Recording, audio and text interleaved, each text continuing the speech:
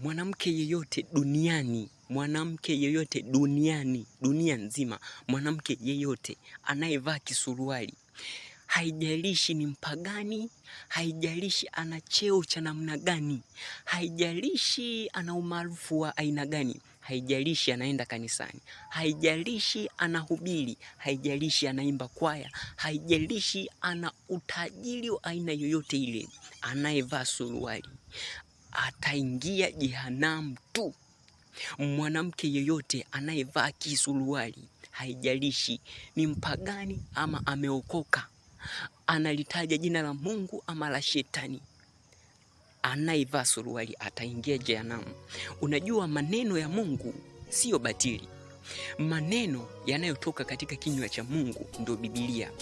Sasa ukiwa unapuuza yale maneno aliyoyasema Mungu, ameamuru, amekataza jambo hili, unapokanyaga na kuvunja amri zake, basi unatafuta hukumu, unatafuta adhabu. Kumbuka Mungu sio sawa na mwanadamu.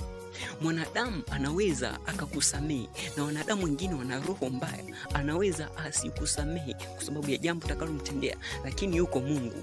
Mungu huwa anasamehe mtu yule ambaye alikuwa hatambui juu ya lile jambo, wenda alifanya asijua kwamba ni dhambi. Lakini kwa wewe ambaye unajua, Mungu akiona unatenda hivyo, manake adhabu iko juu yako. Yani Mungu anasamehe mwanadamu ambaye yuko tayari kuchuchumilia jina lake, yuko tayari kuinama mbele zake, anapoyasikia maneno yake, anaposikia kwamba jambo hili ni baya, haipaswi wewe mtu wa Mungu kulifanya. Yule mtu anainama, analia, yani anaomboleza. Bwana anamsamehe mtu kama huyo. Kitabu cha Isaya sura ya 66 na ule mstari wa 2 anasema kwamba moyo wangu unamtazama yule mnyonge ambaye yuko radhi, ambaye huinama na kulichuchumilia jina la Bwana. Anapoyasikia maneno ya Bwana yuko radhi hata kulia na kuomboleza, aachane na ule uovu. Lakini wewe ambaye unajua kwamba uovu ni huu, wema ni huu, sasa unapokimbilia ule uovu, yani huna moyo wa kubadilika. Licha ya kwamba unaingia kanisani, licha ya kwamba unahubiri, licha ya kwamba unaimba sana, lakini Mungu hawezi kukusamehe kabisa. Kumbuka katika kile kitabu cha Mwanzo, tukiangalia kile kipindi cha Lutu, tunaona ya kwamba Lutu alitumwa aende kuambia ndugu zake ya kwamba achaneni na ubaya huu, achaneni na mambo kama haya. Pia akatoa onyo, akatoa rai kwamba ndugu zangu, tuondoke katika huu mji, Bwana yu karibu kuuangamiza. Wale watu wakamziaki, wakamkejeli, wakaona ni kama mtu anayecheza, anayewafurahisha fulani. Atasema, wakasema ya kwamba huyo Bwana atatoka wapi ili aangamize ulimwengu. Lakini saa ilipofika, Lutu aliondoka kwenye ule mji. Lakini wale watu walikuja kukumbuka ya kwamba Lutu alikuwa ni mtu wa maana sana. Walikuja kuyaona maneno ya Lutu kwamba yalikuwa ni maana sana. Baada ya kuona hatari, ndio hiyo inakuja. Simba anapokukaribia wewe, ndipo unakumbuka ya kwamba yule aliyekushauri ya kwamba uondoke katika hili eneo, uachane na hayo mambo, ndipo utakumbuka kwamba alikuwa ni wa maana, lakini utakuwa umechelewa sana. Na kitabu cha Kumbukumbu la Torati sura ya 22 na ule mstari wa 5, Biblia inasema kwamba mwanaume asivae mavazi yampasayo mwanamke, yani mwanaume asivae sketi, mwanamke asivae mavazi yampasayo mwanaume, mwanamke usivae suruali, hupaswi kabisa.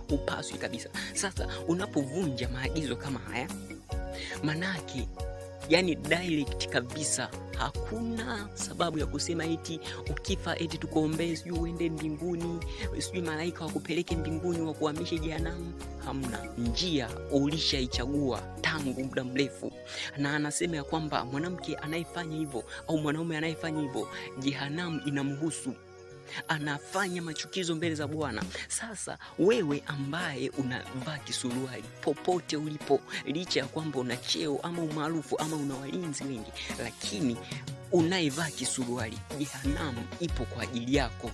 Hata ukifa haina haja ya kukuombea eti ukaingie mbinguni. Njia ulishaichagua mwenyewe ya kwamba wewe ni wa jehanamu milele. Njia ziko mbili, ni ya mbinguni na ya jehanamu. Mwanadamu anaichagua hiyo njia anapoishi hapa duniani. Sasa wakati wa uhai wake.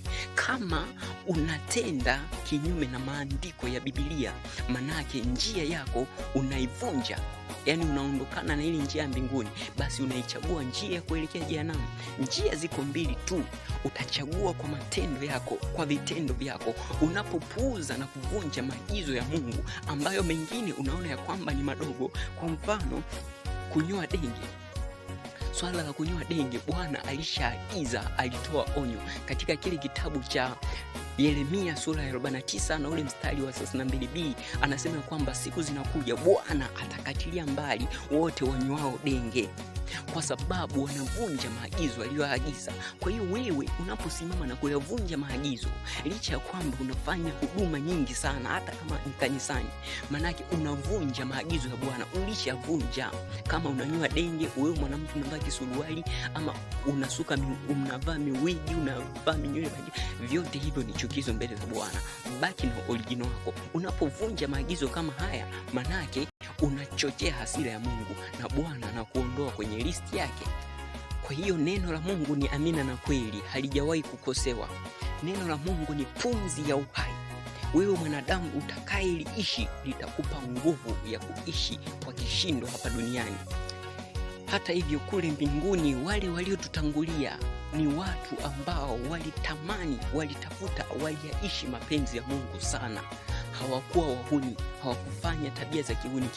Siku nyingine ukiingia hata kwenye ofisi ambazo zinajielewa, yani huwezi ukaingia kama unavyojitakia, yani huwezi ukajifanyia unavyotaka, yani ukaingia umejivalia kisuruali hapo, yani tabia vyote vichafu. Hata kunyoa denge tu huwezi ukaingia kwenye ofisi nyingine, kwa sababu tu wanaamini wewe utakuwa ni muhuni. Kwa hiyo unapoingia unapoingia kujihusisha na tabia za kihuni, unajihusisha kwenye tabia za kihuni ambazo hata kwenye jamii inajua kabisa kwamba huyu anapofanya hivi ni muhuni.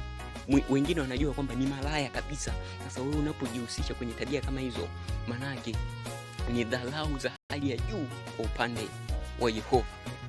Siku zinakuja Yehova atalipa kisasi kwa kila mwanadamu aliyesikia asitende, aliyevunja maagizo ya Bwana.